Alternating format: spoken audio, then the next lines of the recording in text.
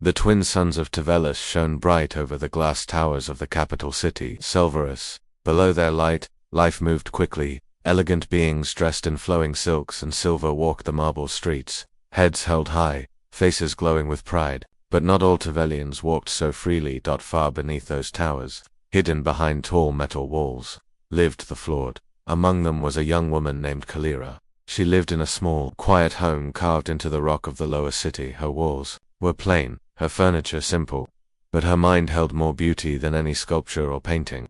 Kalira was a linguist, gifted with understanding languages ancient, new, alien. She had never left the flawed sector. She didn't need to. From her small desk, she translated books and documents for the high-caste Tavellians. They paid her well but never thanked her. She was flawed. She was not worthy of their words. Kalira always wore her veil as law demanded. It was made of thin black cloth, hiding her face completely. Only her violet eyes showed. In Tavellian society, anyone born with visible imperfections had to cover their face forever. Her parents had died long ago, but even they had followed the rule. Kalira never questioned it, not until the humans arrived. A message came from the Central Knowledge Council one morning. It was short. A delegation of humans is arriving for cultural exchange. We require a translator fluent in Terran Standard. You will attend the meeting chamber in person. You are the only one qualified. Kalira's fingers trembled as she read it. She had translated human books, watched human interviews, even practiced their songs when no one was listening, but she had never spoken to one. And now, they wanted her to meet them in person. She wanted to say no, but the message had used the word require. That meant she had no choice. That the next day, Kalira walked through the wide silver gates of the council tower, her veil firmly in place. Guards stared as she passed, whispering behind her. Even inside the building, flawed were rare, only called in when no one else could do the job. The chamber was large and cold. Walls of white stone and floating light panels made everything feel distant. Kalira stood near the back, trying to be invisible. Then the humans arrived. There were 5 of them, 2 women, 3 men. They looked so different from Tavellians. Their faces were expressive, open. They wore no masks. Their eyes moved with curiosity, their bodies relaxed. One of them stepped forward. He was tall, with short brown hair and kind blue eyes. His name was Ethan Voss, the lead cultural analyst. He looked around the room, and his eyes found Kale Ira. She quickly looked down. A Tavellian official began the introductions. This is Kalira. She will translate for us. She is one of the flawed, he said with a slight sneer. Kalira felt her chest tighten, but when she glanced up, Ethan wasn't sneering. He was smiling. Gently. The meeting began. Kalira spoke, softly, translating each phrase between Terran and Tavellian. Her voice was steady. She had done this work for years, but never like this, never in real time, and never in front of so many important people. Still, Ethan made it easier. He nodded. When she translated well, he waited patiently if she needed a moment. He even smiled when she made a small joke and a pun about food and weather that surprised even the Tvellians. That as the meeting ended, Ethan walked over to her. Kalira, right? He said in Terran, you're amazing. I've never seen anyone switch languages so smoothly. Kalira looked up, surprised. She wasn't used to being spoken to directly. She nodded. Thank you, sir. No need for sir. Just Ethan, he replied, still smiling. Do you mind if I ask, why do you wear that? He pointed to her veil gently. If that's okay to ask. Kalira hesitated. It is the law, she said. I am flawed. I must not show my face. Ethan frowned. That doesn't seem fair. Kalira didn't know what to say. No one had ever questioned the law before, especially not an alien. Before she could answer, a council guard approached. The session is over. Kalira, you may return to your district. Kalira gave a short bow and turned to leave. That night, back in her room, Kalira sat by her small mirror. She reached up and touched the edge of her veil. Slowly, she lifted it.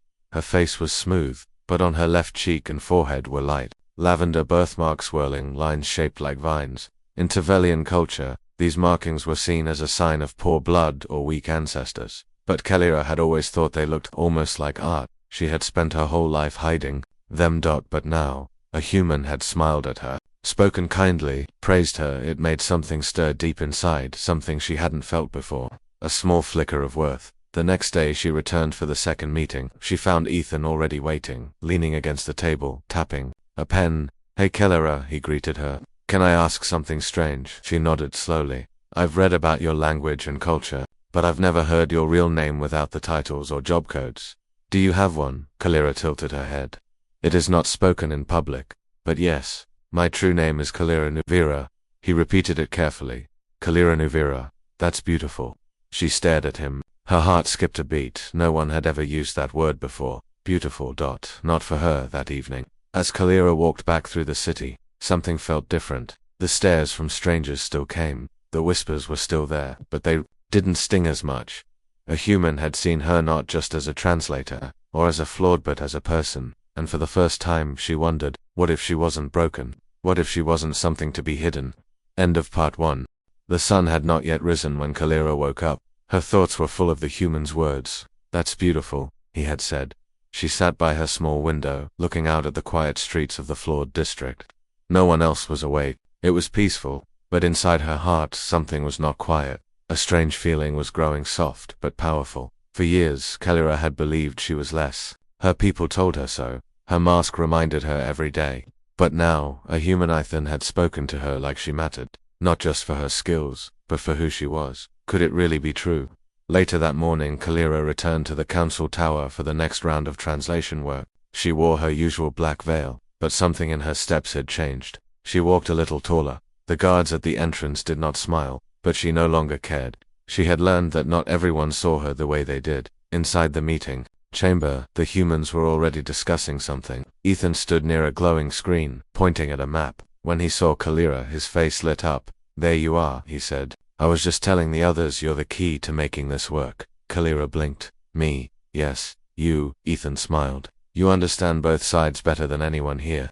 The Tevelian counselors didn't say anything. Some looked annoyed, but no one interrupted. Kalira took her place beside Ethan and began translating as the meeting continued. The topic today was trade, how Earth and Tevelis could share knowledge, medicine, and technology. The humans were open and friendly, but the Tevelians were proud and careful. Every word had to be chosen wisely. Kalira worked hard, making sure no one was offended. She explained Earth's ideas to the Tevelians and shared Tevelius laws with the humans. Ethan watched her with respect. After the meeting ended, Ethan caught up with her in the hallway. Would you walk with me? He asked. Just for a few minutes. Kalira hesitated. No one had ever asked her that before, but she nodded. They stepped out into the garden behind the tower.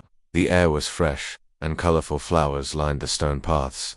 Kalira had never been here. Flawed citizens were not allowed in public gardens without permission, but no one stopped them. I wanted to say something, Ethan said as they walked. Yesterday, when you told me your name, that meant a lot. Kalira looked down. It is not important. My name is not great. I disagree, he said. Your name is beautiful, just like your voice, and your work. She turned to him slowly. Why do you say such things? Because they're true, Ethan said simply. Where I come from, we don't hide people because of how they look. Everyone has value. Everyone deserves to be seen. Kalira's eyes filled with emotion. She quickly looked away. I'm sorry, she whispered. I'm not used to this. Ethan smiled kindly.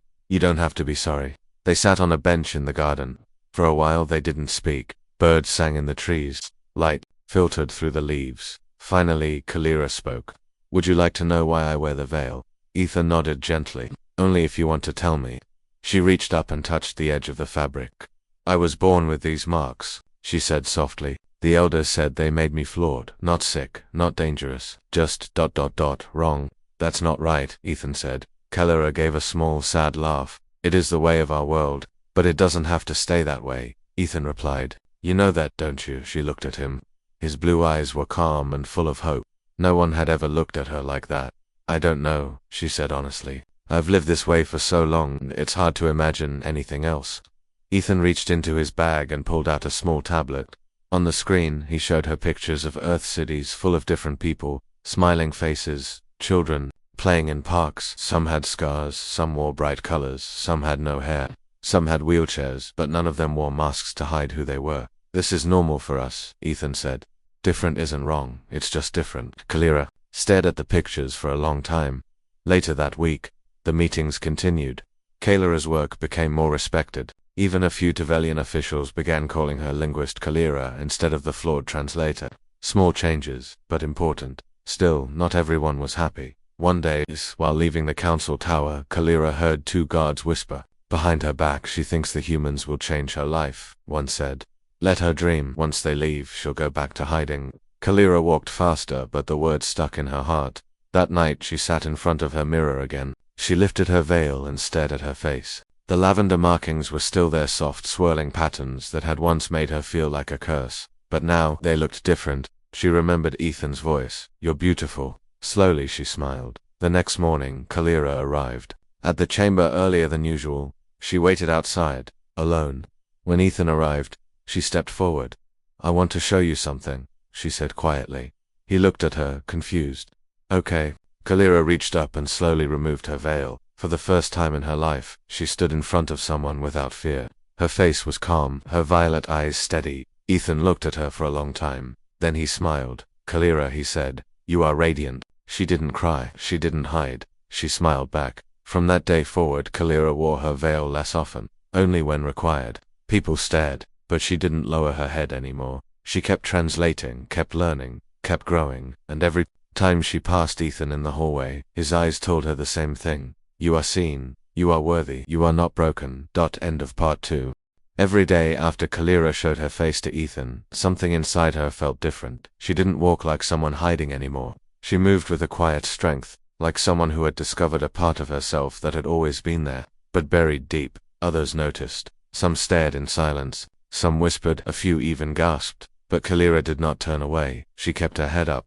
She kept translating, working with calm and skill beside the humans. And every day Ethan greeted her the same way, with a smile that saw her fully, without judgment. Soon, the story began to spread. A flawed woman had shown her face in the council tower. A human had called her radiant. Some said it was a lie.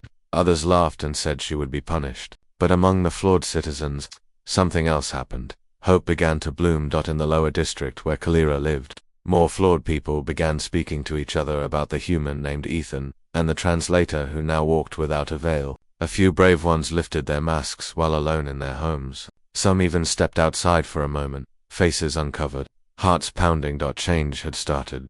One evening, an older woman named Miriran came to Kalira's home. She was quiet at first, holding her veil in her trembling hands.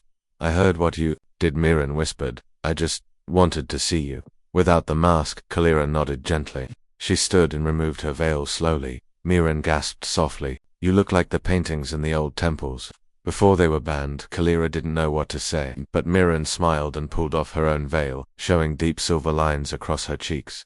"Maybe it's time we stop hiding." Back at the council tower, the humans were asking deeper questions. Ethan and his team wanted to understand more than trade deals and science. They wanted to learn about Tevelian culture, and why it treated people the way it did. Kalira told them the truth. The high families believe that outer appearance reflects inner purity, she explained. They say anyone born different is touched by weakness. It is written in the old codes. "But who wrote these codes?" asked Ethan. Kalira looked at him. "The first rulers, long ago. They claimed it was the will of the stars." Ethan shook his head. "On Earth, we used to believe things like that too, that only one kind of person was right, or pure. We were wrong. We learned the hard way." One of the human scholars, a woman named Dr. Liu, leaned forward. "Would the council ever listen if we shared stories of our own history? Our mistakes and lessons?" Kalira was quiet for a moment. Then she nodded. "Maybe, but it must be done carefully." The next week, the humans requested a cultural exchange session, a special event where both sides could share their history, music, art, and beliefs.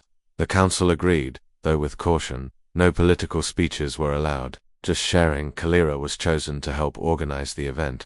The chamber was changed into a circular hall with floating displays and sound fields. Humans showed images of Earth people from many lands, faces of every color and shape, working together, dancing, learning. They showed the scars of history, to wars, injustice, and how they had grown past them. One moment made the room completely silent. It was a video of a child born without legs who had grown up to become a world-class swimmer. A few Tevelians stared at the screen, unsure of how to respond. Then, a flawed man in the back of the room removed his veil. "I have legs," he said softly, "but I was told I could never run in public." His voice broke the silence like thunder. The next day, there was a problem. The High Counselor of Adherence Law, a powerful Tavel named Vaughn Talek, called an emergency meeting. "This is dangerous," he said. "Flawed citizens walking unmasked in public, humans encouraging rebellion. We must stop this." Kalira stood in the room, quiet but firm, with respect. Counselor, she said, what is dangerous is the fear we are taught. These people want peace, not power. They want to be seen. Vaughn looked down at her. You speak boldly, girl. Remember your place. Ethan stepped forward. She knows her place. He's standing in it. And she's standing taller than any of us. Vaughn's eyes narrowed. Humans have no right to change our ways. We're not trying to change them, Ethan said calmly. We're just showing a different way. And many of your people seem ready for it. That night, Kalira walked through the flawed sector and saw something that made her stop. Dozens of people, men, women, children, stood in the open square, faces uncovered. Some held hands. Some had tears in their eyes. And in the middle, an elder man held up a simple sign written in the human language. We are not broken. We are whole. Kalira stood among them, feeling the strength of their quiet courage. These were not rebels or troublemakers. They were simply tired of hiding. The next morning, news of the gathering reached every part of The high families were alarmed, but many younger Tevelians, including students and workers, began asking questions. Was it true that the humans accepted everyone? Did they really see beauty in the flawed? Some even began to say it openly. In a secret meeting, a group of Tevelian scholars invited Ethan and Kalira to speak at the Knowledge Hall, a neutral place of learning. It had never hosted a flawed speaker before. As Kalira stood before the crowd, she took a deep breath. Then, without hesitation, she removed her veil. My name is Kalira Nuvira, she said clearly. For many years I was told my face made me less, that these marks were a curse, but now I see. They are part of me. They are not shameful. They are mine. She looked at Ethan, then back at the audience. And if a visitor from another world could see beauty in them, then maybe, so can we. The room was silent for a long time. Then, slowly, people began to clap. First a few, then many. Not everyone accepted the change. Some leaders still fought against it, but the masks were starting to crack, not just the cloth ones, but the invisible ones made of fear and silence. Kalira walked home that night with the stars above her. She had not changed the world in a single moment, but she had taken the first steps, and behind her many others were walking to. End of part 3. The city of Selvarus was no longer quiet. Every corner buzzed with whispers, footsteps, and eyes that looked at each other in new ways. The flawed were rising, not in violence, but in courage. More and more of them were removing their veils. Some walked the markets, others entered schools or stood outside public halls. For the first time in generations, they were being seen. Kale Ira, once a quiet translator, now stood at the center of this change. People called her Kalira the Unmasked, though she never gave herself that name. She still wore simple clothes, she still spoke softly, but her actions were loud, and many listened. One morning, she was walking toward the university with Ethan when a group of children ran past them. They were laughing, their small veils falling from their heads as they played. Look, one child called, I'm like Kalira. Kalira smiled, but Ethan saw something else in her eyes. Worry. They shouldn't have to be like me, she said softly. They should be free without needing someone to go first. But someone always has to go first, Ethan said, and you chose to. That means everything. Kalira nodded, though a heavy feeling stayed in her chest. At the council tower, a storm was forming. Councillor Vaughn Talek, the strict leader of the appearance law, stood before the other members with a message in hand. This was written by Kalira, he said, holding up a copy of her letter. She dares to speak as if she leads us, as if she speaks for all Tevelians. This is dangerous. Another councillor, Mira Telmi, shook her head. She speaks for those who were never allowed to speak before. She breaks the laws, Vaughn shouted. If we allow this, the entire system will fall. What will come next? Flawed members of council, flawed teachers, flawed soldiers. Myra replied calmly, maybe that is not a bad thing. Vaughn's face darkened. If the council does not act, I will. He left the chamber with fire in his eyes. That same evening, Kalira was helping set up a community reading event in the flawed district hall. The hall, once forgotten and dusty, now glowed with soft lights. Children sat on woven rugs while elders shared old stories tales that had nearly disappeared. Kalira read from a book she had found in her grandmother's home, full of ancient songs and poems once sung by people like her. The room was full, quiet, listening. Suddenly, a loud voice broke the silence. You are not welcome here.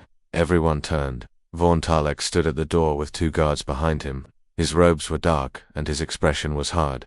You speak lies, he said. You twist our culture. This is not tradition, this is rebellion. Kalira stood up, calm but steady. These are our people. These are our songs. We are not rebelling. We are remembering who we are. You are banned from public gatherings. Vaughn said, effective now. Gasps echoed in the hall. A few people started to move, unsure, frightened. Kalira looked at him. Do you speak for the law or just for yourself? Vaughn raised his voice. I speak for order. Then a soft voice came from the crowd, double quotes, no, you speak for fear. It was Mirren, the elder who once visited Kalira at her home. She stepped forward without her veil, her silver-marked face proud. I am not afraid anymore, neither is she. Others stood with her. One by one, they stepped forward, marked faces, quiet strength. Vaughn looked at them, saw he was outnumbered, and turned away. This isn't over. He left in silence. But the damage was done, his control had cracked. The next morning, Kalira received a message from the Cultural Union, a new group formed by both humans and open-minded Tevelians. They wanted her to speak at the Interworld Assembly, a gathering of leaders from other planets, including humans, diplomats, and alien visitors. The message read, you have inspired change. Now the stars must hear your story. Kalira felt her heart pound. She had spoken to students, to workers, even to the council. But now, to the galaxy. She turned to Ethan. What if I say the wrong thing? He smiled. Then say it with truth. That's all anyone really hears. The assembly was held at the Great Star Hall, a massive building built from crystal and steel.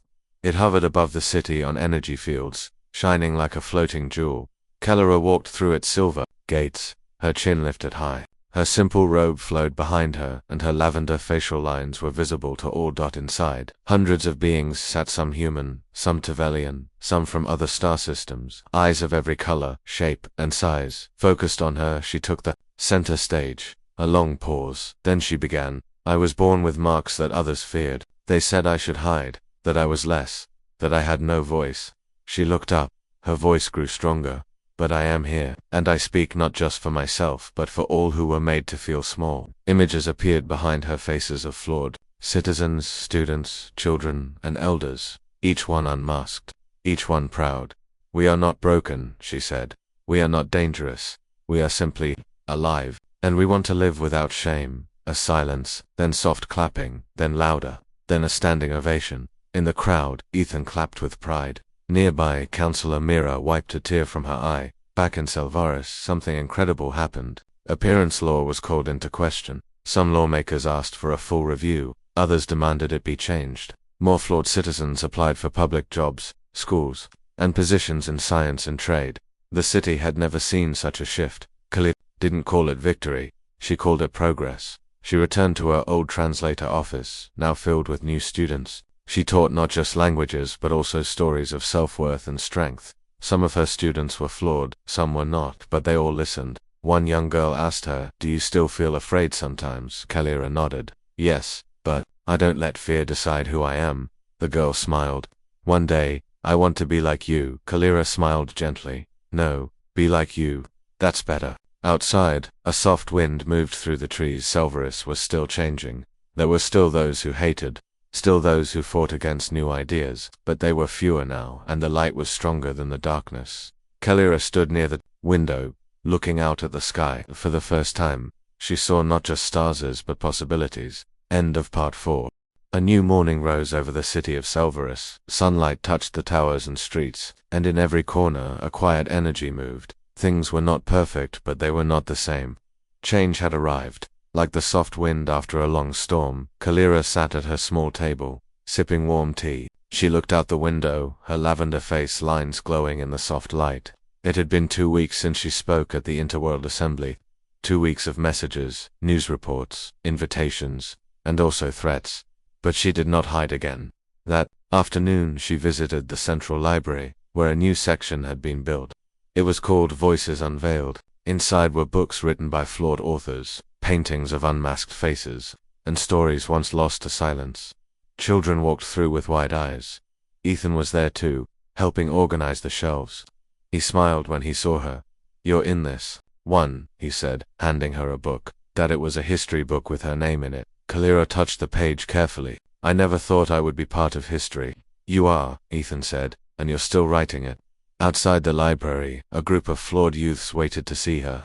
They were students from a village far away. They had traveled for hours to meet the one who made it possible for them to go to school without covering their faces. One girl, around 10 years old, stepped forward shyly. My name is Talia, she said. Before I saw your speech, I didn't think I would ever leave home. Now I want to be a scientist. Kalira knelt down. You can be anything, Talia. Your face doesn't stop you, your dreams push you forward. Talia smiled, and Kalira felt her heart grow lighter. But not everyone was happy with the new changes. In the shadows of the city, a secret group called the Purists had begun to gather. They believed in keeping old traditions. They wanted the appearance law to stay forever. They blamed Kalira for destroying order. One night, as Kalira returned home, she found her door scratched with angry words. Flawed should stay. Hidden. Ethan arrived minutes later and saw the writing. We'll report this, he said. Kalira nodded, but her eyes were tired. No matter what we change, there will always be those who fear it. Yes, Ethan said, but fear fades, and hope grows. The next day, something amazing happened. The Tevelian Council held an emergency session.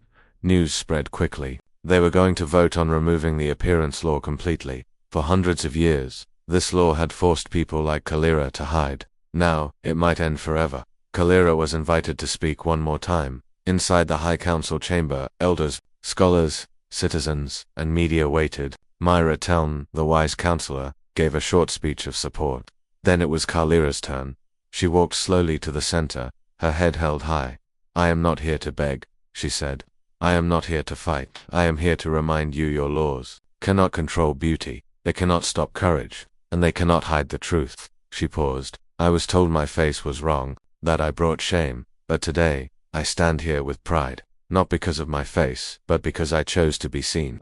People clapped, some softly, some loudly. The vote began. One by one, counselors raised their hands. Yes, yes, yes. Some said no. Some stayed silent, but when the final vote was counted, the law was removed. The chamber filled with the sound of hope. Some people cried, some laughed. Kalira closed her eyes and let out a deep breath. The chains she had carried her whole life had been broken by her voice and by many others.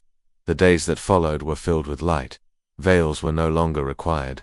Schools updated their entry rules. New art was placed across the city, paintings and statues of flawed citizens smiling, studying, creating. Kalira helped design a special celebration, the Day of First Light. It would happen once every year, to honor the courage of all who once had to hide. On the first day of First Light, people gathered in the Sky Garden, a wide open place with flowers and music. Kalira stood at the center, surrounded by students, teachers, and families. Even Vaughn Talek came. He did not smile, but he stood quietly in the crowd. Some said he was beginning to understand. Kalira gave a simple speech. We are not just flawed, we are not just different, we are strong, we are part of this world, and now we are seen. The crowd clapped, some sang, some hugged, and somewhere in the stars above, the light of Selvarus grew just a little brighter. Later that night, and Ethan walked together under the moons. Do you think things will stay good? She asked. I think good things need care, Ethan replied. But yes, I believe in this place. I believe in you. She smiled. You were the first to call me beautiful, and I always will, he said. They walked on, quiet and peaceful. For the first time, Kalira felt no shame, only strength, only calm. She was not hiding, she never would again. The end.